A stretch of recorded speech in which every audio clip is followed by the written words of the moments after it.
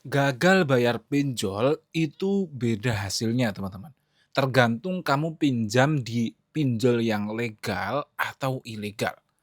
Kemudian kalau kamu salah pilih pinjaman online, bukan cuma hutang yang bertambah, tapi hidup kamu juga bisa diteror, guys. Ya, oke. Jadi dalam video kali ini kita akan bahas tentang perbedaan pinjol yang resmi OJK versus yang ilegal saat kita galbay atau gagal bayar, teman-teman. Ya. Nah, teman-teman, kita harus mengerti satu hal penting. Gagal bayar pinjol itu bukan akhir dari segalanya, tapi bisa jadi awal masalah yang lebih besar kalau kamu dari awal itu salah pilih tempat pinjaman, guys. Ya. Nah, hari ini itu banyak sekali orang yang terjebak pinjaman online dan ketika mereka gagal bayar, mereka baru sadar ternyata beda banget antara pinjol yang resmi OJK dan pinjol yang ilegal. Nah, perbedaan saat gagal bayar. Yang pertama, dari cara penagihannya.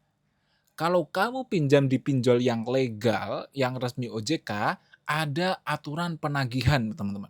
Mereka itu tidak boleh memberikan ancaman, intimidasi, ya, berkata kasar atau menyebar data. Terus juga mereka saat menagih itu harus sesuai etika, teman-teman.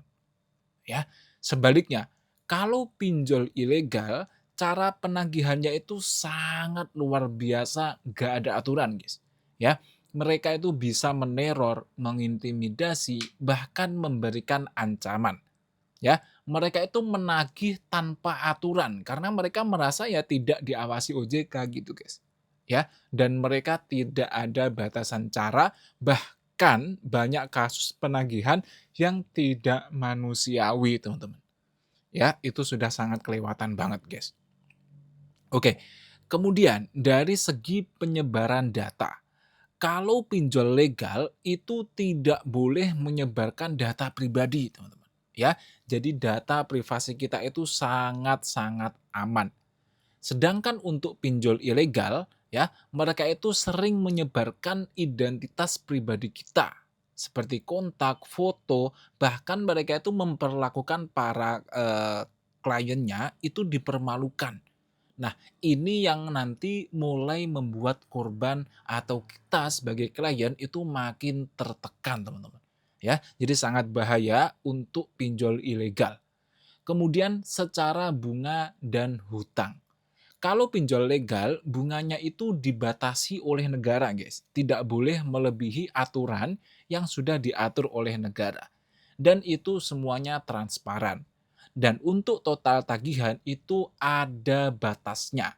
Ya, ada batasnya, guys. Ya, maksimal 100% dari pinjaman kita. Nggak bisa lebih dari itu. Kemudian untuk pinjol ilegal, itu bunganya itu nggak masuk akal, teman-teman.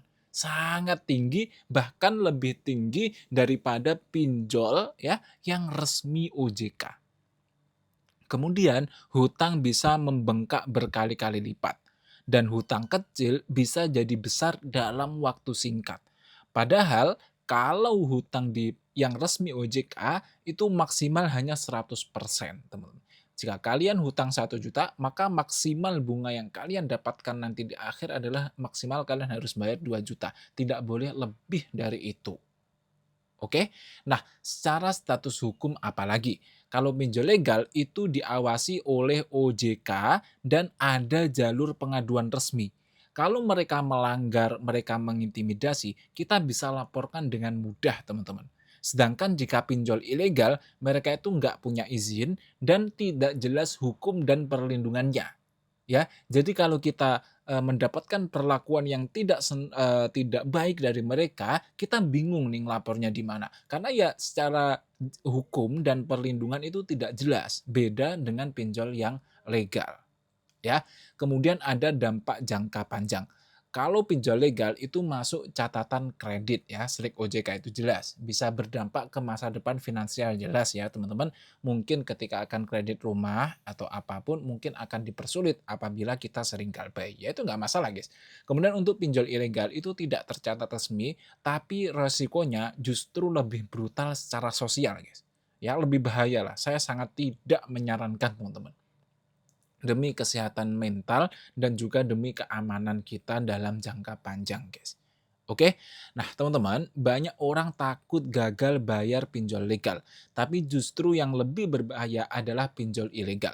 Karena kalau kalian gagal bayar pinjol legal, ya udah nggak apa-apa guys, kalian itu masih dilindungi kok oleh negara. Kalian tidak akan mendapatkan ancaman-ancaman yang tidak baik. Kalau sampai mendapatkan itu, kalian bisa melaporkan dan kalian akan dibela. Ya, karena yang legal itu ada aturan dan yang ilegal itu tidak ada aturan. Kalau kamu sudah terlanjur galbay, yang pertama jangan panik, guys. Tetap tenang karena panik itu tidak menyelesaikan masalah apapun. Ya, kemudian jangan ambil keputusan karena takut dan juga jangan gali lubang tutup lubang, teman-teman. Ya, biarkan saja hutang yang ada, kita terus bekerja sambil menabung, nanti kalau sudah ada uangnya kita bayar. Kalau memang belum ada ya sudah, teman-teman. Ya, kenaikan dari pajaknya itu juga sudah dibatasi dan tidak akan melebihi 100% dari pokoknya. Ya, nah ini ada data dan fakta mendukung bunga pinjol legal itu dibatasi sekitar 0,8% per hari dan total itu tidak boleh melebihi 100% dari pokok, teman-teman. Sedangkan kalau pinjol ilegal ya, mereka itu meneror, mengancam, menyebarkan data pribadi dan memberikan bunga yang tidak wajar. Nah, sejak 2018 ribuan pinjol ilegal itu sudah ditutup oleh Satgas Waspada Investasi, teman-teman. Dan ini ada sumber-sumber referensi, kalian bisa baca di situ. Nah, kalau kamu lagi berjuang keluar dari pinjol, tulis di kolom komentar cerita apa yang pernah kalian alami, barangkali nanti teman-teman yang lain bisa mengambil faidah dan manfaat dari cerita kita. Ingat teman-teman, kita harus saling merangkul ya, jangan saling menjatuhkan. Kita yang galbay yang belum punya uang, kita bareng-bareng berdoa, bareng-bareng berusaha, saling cerita, saling support supaya kita tetap merasa aman di negara sendiri. Oke, assalamualaikum warahmatullahi wabarakatuh.